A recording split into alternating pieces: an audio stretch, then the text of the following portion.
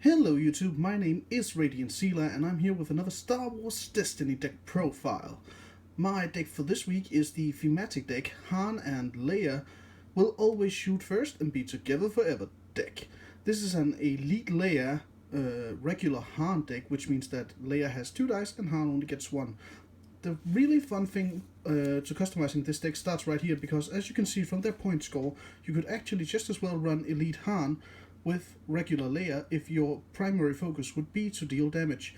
This makes this deck sort of unique and helps out in customizing to your preferable playstyle.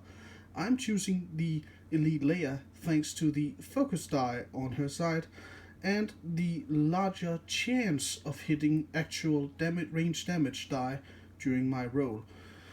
The power of Leia is that you can take an action and remove her die to reroll up to 2 of your own die, which also means that when running her as an elite, I get one of her actions basically used to remove her die once per turn, or once per round of course, to reroll up to 2 of my other dice that have fallen sort of badly.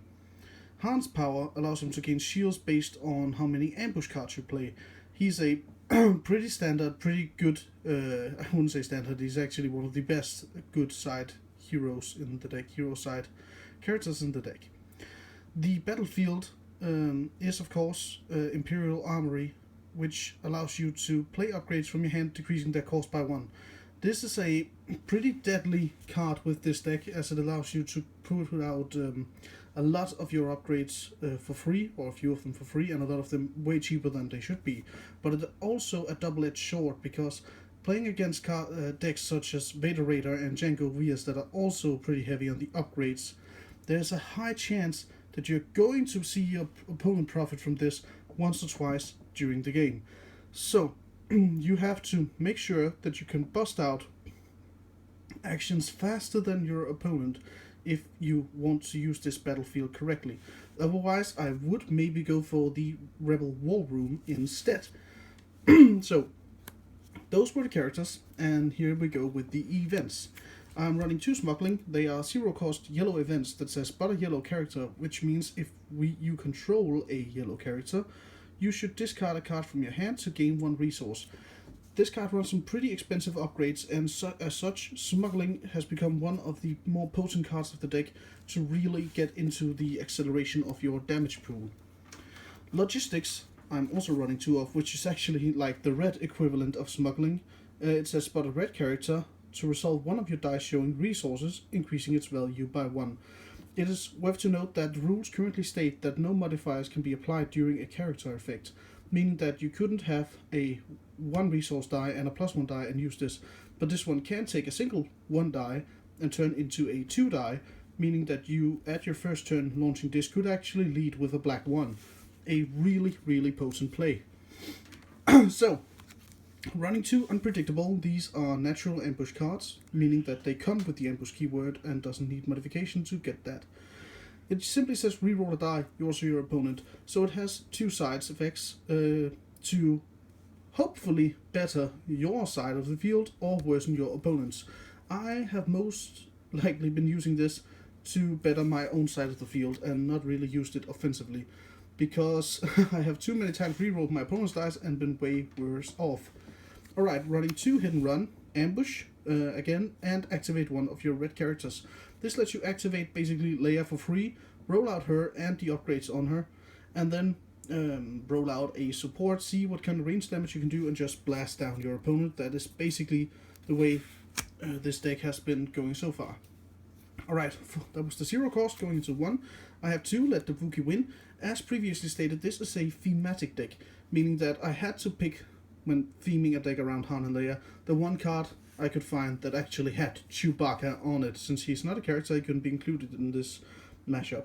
So, force an opponent to choose either deal 1 of the exhausted characters 2 damage, or remove 2 of their dice. This is the sort of thing you really want to play against the... I'm gonna go with Vader Raider again, because it's... even though it's not that good, it's still humongously popular, because it's sort of easy to get around to, I think. So they activate the Tusken Raider turn 1 and go for the Mind Probe. Okay, they hit you for a lot of that. But Here you get to remove the other characters rolled by the Tusken Raider. Obviously could be a lightsaber, or they are going to take the 2 damage. Thing is, with this deck you can sort of give this the card Ambush, so if they first take the 2 damage and then you get to damage using Hit and Run with the Leia combo, you can actually pretty much remove any of the 8 to or 7 to 9 health characters in one turn using Let the Wookie Win. I've done this several times and it works fine. Right, 2, it's a drop, and it has Ambush again. Choose a symbol showing on opponent's die. This turn, any number of your red dice to sides showing that symbol. Then turn, of course, not this turn, any number of your red die to sides showing that symbol. So it's a trap you use primarily against such decks as Jango. Yes, this is heavily good. If you didn't roll your range damage die, you can get them from here. Or when you're going up against a blue deck with lots of focus die, you can get your focus die and then switch your yellow rHan dice into range damage dice and hurt your opponent. Also, it has Ambush, so you basically get to fire afterwards. There's nothing not to like about that. Right, this one came in as a recommendation to me after my last deck profile, so it's 2 Field Medic. I managed to draw them and now include them in basically any deck I can. Heal 2 damage from a character is so very good. Naturally in Han Solo decks where you can also build up shields using the Ambush keyword, healing another 2 damage from a character is simply magnificent and can give you just the right edge to survive just the right amount of time longer to win the game. Right, last event is a single shoot first. You know it, Greedo didn't. It has Ambush again, so Han gets so many shields using this deck, and it says resolve one of your yellow dice showing range damage, then remove an opponent's die showing range damage. So the resolve part of this is of course that you get to take a shot using this card, and then Ambush, so you get to take maybe more shots or do some more setting up using focus. But the fact that it removes an opponent's die showing range damage is really good versus the Jango Veers deck, because you can take away the 1 die that actually shows range damage, and then they can't use any of the modified range damage they get from, I don't know, like the guns and the jetpacks and whatever. So Shoot First is an incredible good control card, and I would like maybe to run one more. The thing that's holding me back is the 1 resource cost, which, don't get me wrong, it's totally worth it. But it is also a problem because you have some really potent cards in this deck with a lot of cost. So 1 cost cards I tend to stick a bit away from in the event department. Okay, here we go. The upgrades are on 2 Scout. It can give you focus, which is really good. It can give you resources, which is your second priority. You don't really want the disrupts with this deck, but they're there, so might as well use them if you get them.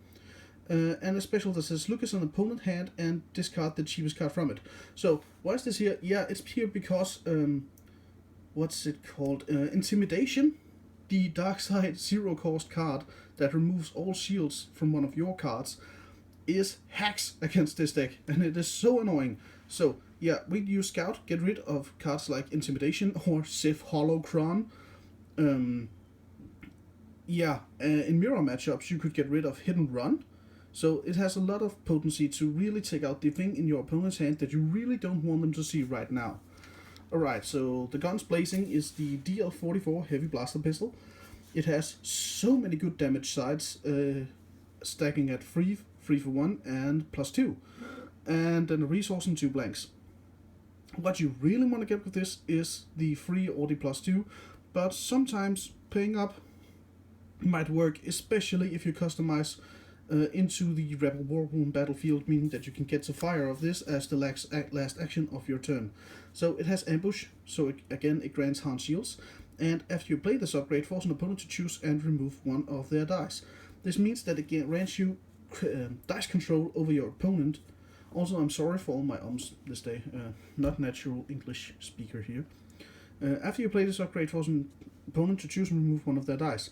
This makes you incredibly potent against characters that they have only got 1 or 2 upgrades against, because if they roll a damage die and then a modified die, it could potentially do 5 to 7 damage in most standard meta decks. But if you remove 1 of those dice, you only take half that much. That can actually be the thing that scales you between loss and victory. So again, this deck could fire off and then against Ambush. Using this to first defend yourself and then shooting your opponent down using it is really good. So I'm running one Infiltrate as the next. It has a Disrupt side, again, look away from that, but a shield side, which is potent with Heya, because you need to defend her to get her focus sides, to use her focus sides to shoot off the blasters. So the one shield is pretty decent here, and the special that says reroll up to 2 of an opponent's die.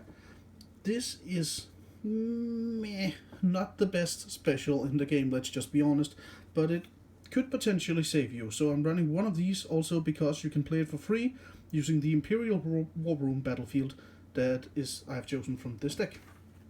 Also, it has resources. I'm using one survival gear. I have thought about replacing Infiltrate with the second survival gear.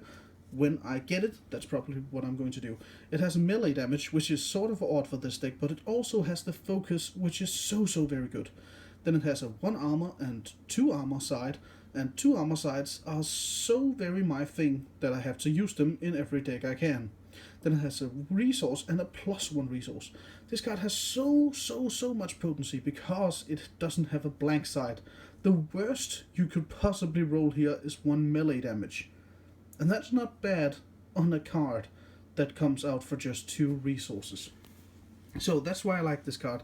And also with the War Room, of course, you can play it for 1 instead of for 2, which is also very good. Now I'm running a simple Diplomatic Immunity and thought about going to 2, but again it costs 4. So meh. It costs 4 and it doesn't win you the game, it simply stalls. And this card stalls like no friggin' other. It has a 2 focus side, a 1 armor side, a 2 armor side, a 3 armor shield side, of course, and 4 shield side and 2 disrupt. So anything you get from this, again, is good. There's no way you couldn't use any of these during your turn. And the shields given from it can be distributed to characters as you wish. So even if you got this on rHan, maybe I always play it on eLeia because she's the one that has the Diplomatic Immunity. But you could still use the rHan roll, the ambush roll that you could have gotten from giving this card ambush with a support that I'll show in a moment. And then gotten the 4 rolls and then give them to eLeia. That would be so good. 3 for eLeia, 1 for rHan, and then this card has already set you up with 2 shields rHan, 3 shields eLeia. What the hell? And you get to play it during turn 1 if you've landed a Lucky Logistics, which is even better. So, this is a survival card, and this is actually one of the reasons how I've beaten my own Vader Raider deck and my Jango VS deck simply by stacking up the shields and then just waiting for my opponent to be so annoyed that I could finish them off using a powerful support. Speaking of supports, we're heading right into that field with 2 Outposts. These are passive supports with die, meaning that they don't do anything until you roll them, which means they take up an action. But it is a thematic card because the Outpost is, I think, the card art from the Forest Moon of Endor Last Battle of Return of the Jedi, meaning that I really wanted them in a thematic deck. So it has a 1 focus, a 1 disrupt, a 2 disrupt, a shield, and a special. Special is resolve the battlefield ability as if you just claimed it. And this is where this card got potent. Really freaking potent because it allows you to use the battlefield not once, not twice, but 3 times per turn if you get this thing out. Meaning that you could potentially play with just a +3 resources, which isn't really that much for this deck, you could put out most of the upgrades in your deck in 1 turn. Of course, it takes one heck of a lot of time to set up for it because you got the 2 resource costs and such. But I think that most of the 0 cost cards in this deck could help you build up to using this effectively very soon. Also, it has focus, again, focus for shooting better. I'm running 1 BB-8 because there is no R2-D2, and this is a pretty good substitute for that. It has a focus, a disrupt, a shield, a resource, and a special. The special reads, reroll this die and one of your other die. Do not remove this die from your pool after resolving this ability. So what it basically does is it rolls into whatever you want it to, hopefully landing on the special or the focus, so that you can get to reroll or redo anything that you didn't want. The other sides of this die are of course also decent, but it isn't actually what you want. You wanted to get the other thing. So I'm running 1 Infamous for a active support. And the thing here is I would like to run 2, but I don't have 2 yet. So, yeah, that's it. Before you play a yellow card, you may exhaust this support to give it the ambush keyword. So this is where it got tricky, because when you're using Infamous to play a yellow card, you get the shield on hand because you don't give it as if it had the active shield ambush keyword, and it doesn't just give you a turn, it actually gives the card the ambush keyword, meaning that Han Solo gets a shield. That is so good. First he gets a shield, then you get to take another turn, and it just stacks up. That is so fantastic. Now, as far as I know, you can't actually use this card on a card that already has an ambush keyword, meaning that by my current interpretation of the rules, you cannot have the same keyword twice. I could be wrong, and if I am, this card is going to see much more play in the up-and-coming meta. Once we get the Rules Reference Guide 1.2, we might see if I'm right or wrong. So, I'm running Play the Odds action, which means it takes your turn to use this exhaust this support to reroll one of your yellow dice. If it rolls a resource, gain a resource. It's actually the same as Logistics, except for the fact that you can use this every round, which makes it fairly potent in a deck with a lot of expensive cards. It says that you have to reroll one of your yellow dice, which is the thing, and it has to land on a resource. And that is why I'm only running one, because this doesn't actually guarantee you anything. And that is probably why it has a change cube. So I've got 3 cards left for you, and one is Black Market, that I've been thinking of going up to 2 with. It has a +2 ranged modifier die, with 2 focus, 2 shields, 1 resource, and the special. And the special is so good. It says draw 2 cards, you may play an upgrade from your hand, decreasing its cost by 1. So this is a free infiltration, it is a free scout, or a 2-cost ambush blaster, which was also really good.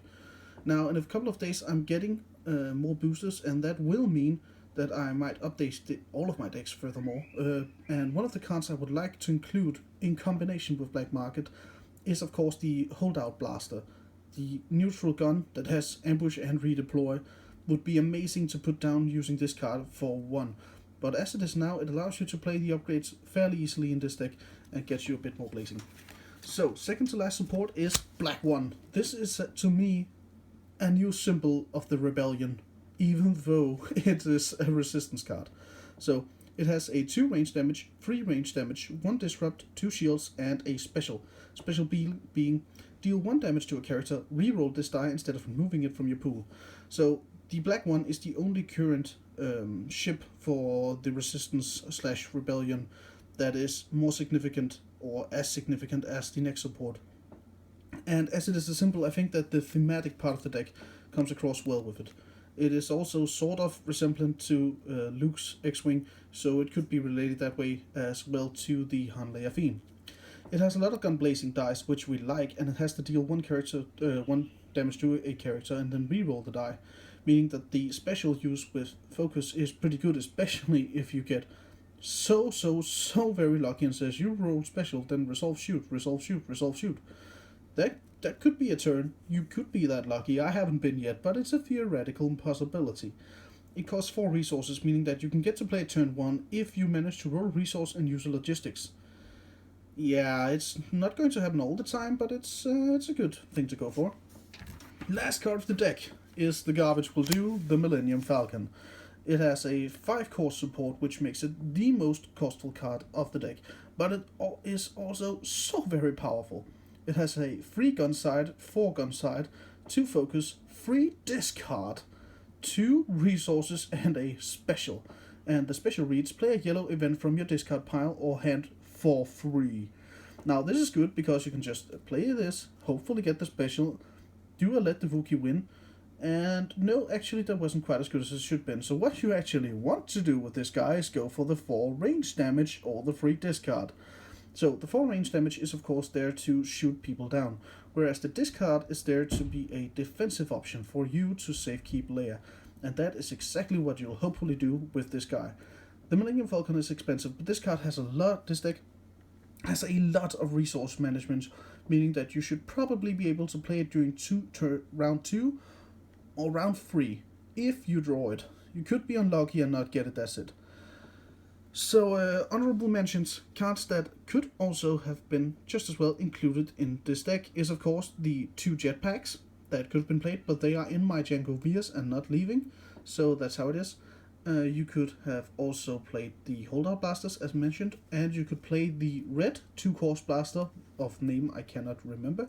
There's the blaster rifle, so basically the guns could have been included to give this deck even more blasting, is what I'm saying. But I'm comfortable with the way this works right now as a thematic deck, not as a competitive deck.